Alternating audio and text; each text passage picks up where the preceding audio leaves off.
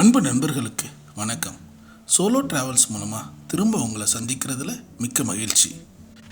உங்கள் அன்பிற்கும் ஆதரவிற்கும் மிக்க நன்றி. இந்த வீடியோ என்னை பொறுத்த வரைக்கும் மிக முக்கியமான வீடியோவாக நான் நம்புகிறேன். ஏன்னா தமிழ் கடவுளாம் முருகப்பெருமானுக்கு வடநாட்டில் ஹிமாலயாவில் இருக்கிற முதல் கோயிலாக கார்த்திகேயன் கோயிலை பற்றி இந்த வீடியோவில் பார்க்க போகிறோம். ஹிமாலயாவில் இருக்கிற இந்த முருகப்பெருமாளோட கோயிலுக்கு எப்படி போகிறதுங்கிறத பற்றி இப்போ நம்ம பார்க்கலாம். இந்த கோயிலுக்கு நம்ம சேர்றதுக்கு ருத்ரப்பிரயாகுக்கு நம்ம போய் ஆகணும். ருத்ரப்பிரயாகில் இருந்து தான் இந்த கோயிலுக்கு நம்ம போக முடியும்.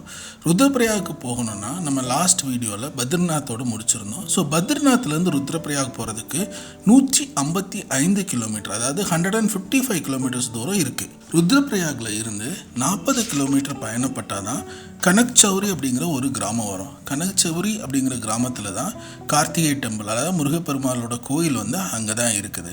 நீங்கள் சப்போஸ் ரிஷிகேஷில் இருந்தோ ஹரித்வாரில் இருந்தோ கோத்வாரில் இருந்தோ டைரெக்டாக கூட நீங்கள் வரணுன்னா வரலாம். ரிஷிகேஷ்லேருந்து 180 கிலோமீட்டரும், ஹரித்வார்லேருந்து 200 கிலோமீட்டரும், கோத்வார்லேருந்து 201 கிலோமீட்டரும் கனக்சௌரி கிராமத்துக்கு தூரமாகும். ருத்ரப்பிரயாக்லேருந்து கனக்சௌரி கிராமத்துக்கு போகிறதுக்கு பஸ் வசதி, கவர்மெண்ட் பஸ் வசதி கிடையாது. அப்போ நம்ம என்ன பண்ணணும் அப்படின்னா ருத்ரப்பிரயாக்லேயே கார்ஸ், வெஹிக்கிள்ஸ் இருக்குது, ட்ரக் இருக்குது, கார் இருக்குது. அது ஒரு நாள் ரெண்டு ஆவரேஜாக 4000 ருபீஸ் சார்ஜ் பண்ணுவாங்க. நீங்கள் இந்த கோயிலுக்கு மட்டும் இல்லை, அதை சுற்றி இருக்கிற சின்ன சின்ன கோயில்களை பார்த்துட்டு ஒரு நாள் ஃபுல்லாக நீங்கள் ட்ராவல் முடிச்சுட்டு ஈவினிங் ருத்ரப்பிரயாக்லேயே ஸ்டே பண்ணிக்கலாம். கனக்சௌரி வில்லேஜில் இருந்து முருகப்பெருமானை தரிசிக்கிறதுக்கு 3 கிலோமீட்டர் நம்ம நடந்து தான் போகணும். அதாவது ட்ரக்கிங் பண்ணி தான் போக வேண்டியது இருக்கும். இந்த ட்ரக்கிங் பண்ணி போகிறதுக்கு இங்கே குதிரையோ இல்லை வேறு எதுவுமே பல்லக்கு அந்த மாதிரி எதுவுமே கிடையாது. நம்ம நடந்து மட்டும்தான் முருகப்பெருமானை தரிசிக்க முடியும். இந்த 3 கிலோமீட்டர் நடப்பயணம்ங்கிறது மிக மிக சிறப்பானதாகவும் உங்கள் வாழ்க்கையில் மிக சிறப்பான அனுபவத்தை கொடுக்கக்கூடியதாகவும் இருக்கும். ஏன்னா முருகப்பெருமானோட வாகனமான மயில்களும் மற்ற பறவைகளும் அழகான விலங்குகளும் அந்த பாதையில் உங்களால் பார்க்க முடியும். மிக ரம்மியமாகவும் மிக சிறப்பாகவும் இருக்கும். இந்த மலைமுகடோட அதிசயம் என்ன அப்படின்னா, இந்த முருகப்பெருமான் கோயிலில் இருந்து ஹிமாலயாவோட 360 டிகிரி வியூ ரசிக்க முடியும்.